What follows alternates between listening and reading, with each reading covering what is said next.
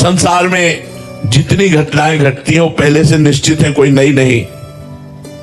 इसलिए डरो मत। जो होना है वो होगा, जो नहीं होना वो हो ही नहीं सकता, हो ही नहीं सकता। जो होना है उसे कोई रोक नहीं सकता।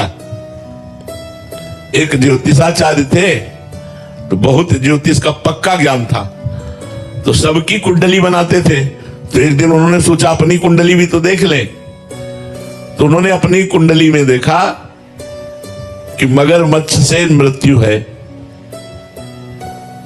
यह निश्चित है। जैसे राजा परीक्षित का जन्म हुआ तो जन्म होते ही ब्रह्म ऋषियों ने बता दिया था कि इनकी तक्षक सर्प के काटने से मृत्यु होगी, भागवत में लिखा हुआ है। उन्होंने ज्योतिष के द्वारा देखा कि उनकी मगरमच्छ से मृत्यु होगी।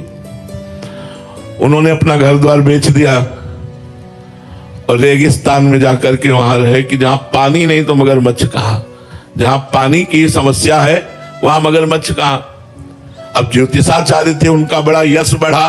लोग धीरे धीरे वो यश राजा के कान में पहुंचा। उस समय राजा लोगों का शासन था। राजा ने उनको अपना राज पुरोहित बना दिया।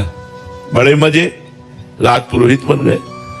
जिस वर्ष राज पुरोहित बने उसी वर्ष लड़का हुआ। अब तो राज पुरोहित का और सम्मान कि पंडित जी के आगमन से ही शुभ काम, सबसे बढ़िया काम, पुत्र हुआ, राजकुमार हुआ। कई वर्षों बाद कुंभ पड़ता है।